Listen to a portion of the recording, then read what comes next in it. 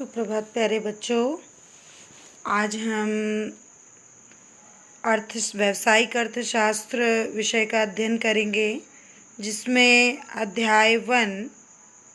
अध्याय का नाम है व्यष्टि एवं समष्टि अर्थशास्त्र। व्यष्टि अर्थशास्त्र क्या होता है?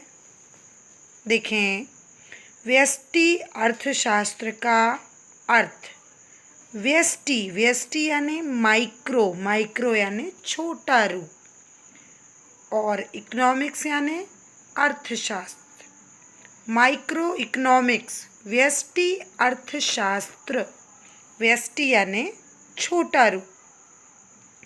व्यष्टि अर्थशास्त्र आर्थिक विश्लेषण की उस शाखा को कहते हैं जो व्यक्तिक या विशिष्ट आर्थिक इकाइयों तथा अर्थव्यवस्था के छोटे भागों का उनके व्यवहारों तथा पारस्परिक संबंधों का अध्ययन करता है। अब इसमें बच्चों व्यष्टि यानी छोटा रूप, तो सभी का छोटा रूप में, सूक्ष्म रूप में अध्ययन करना ही व्यष्टि अर्थशास्त्र की श्रेणी में आता है।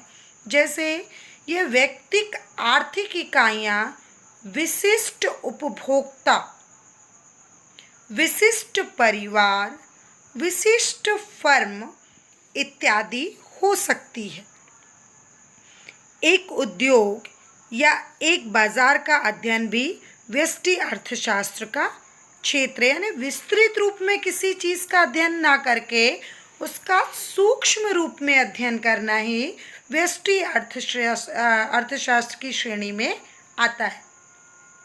इस दृष्टि से उद्योग अथवा बाजार व्यक्तिक इकाई नहीं होते, परंतु उसको संपूर्ण अर्थव्यवस्था का छोटा भाग अवश्य कहा जा सकता है।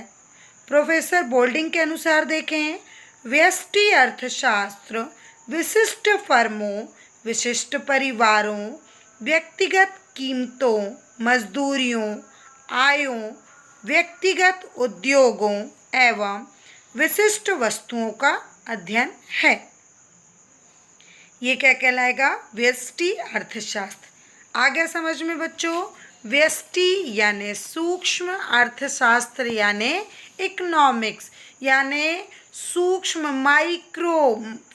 रूप में किसी भी वर्ग का अध्ययन करना किसके अंतर्गत आता है? व्यष्टि अर्थशास्त्र के अंतर्गत। हम छोटी छोटी इकाइयों का अध्ययन करें, किसी परिवार को लेके, किसी विशिष्ट फर्म को लेके, किसी उपभोक्ता को लेके, तो ये किसके अंतर्गत आएगा? व्यष्टि अर्थशास्त्र के अंतर्गत आएगा।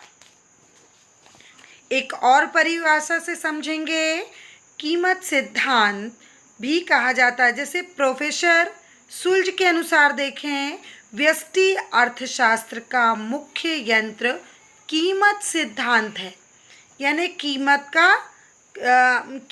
का अध्ययन करना, किसी भी वस्तु की प्राइस थ्योरी का अध्ययन करना किसके अंतर्गत आता है? व्यष्टि अर्थशास्त्र के अंतर्गत आता है। इसके आगे देखेंगे बेटा, व्यष्टि अर्थशास्त्र की विशेषताएं। व्यष्टि अर्थशास्त्र की विशेषताओं के अंतर्गत पहला है व्यक्तिक इकाइयों का अध्ययन करना। व्यक्तिक इकाइयों का यानी किसी भी हम संस्था का अध्ययन करें तो नहीं कर पाएंगे, उसको हमको क्या करना पड़ेगा? किसी भी व्यवसाय का अध्ययन नहीं कर पाएंगे, उसको क्या करना पड़ेगा? उसके छोटे छोटे रूप का अध्ययन करना ही। तो हम व्यक्तिक इकाइयों का, व्यष्टि अर्थशास्त्र में व्यक्तिक या विशिष्ट इकाइयों का अध्ययन किया जाता है। इसका संबंध समूहों से या योगों के अध्ययन से नहीं होता, समूहों से नहीं होता, यानी पूरे सबका एक साथ नहीं किया जा सकता, उसमें उसके छोटे रूप का अध्ययन किया जाता है। दूसरा बिंदु है छोटे भागों का अध्ययन करना। व्यष्टि अर्थशास्त्र में अर्थव्यवस्था के छोटे भागों का अध्ययन किया जाता है।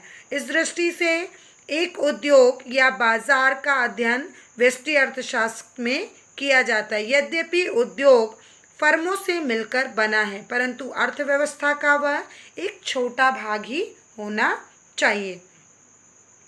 अगला देखें, पूर्ण रोजगार मान्यता। व्यष्टि अर्थशास्त्र का अध्ययन करते समय पूर्ण रोजगार की मान्यता को लेकर चला जाता है, यानी पूर्ण रोजगार की मान्यता होनी चाहिए इसमें। अगला है कीमत सिद्धांत।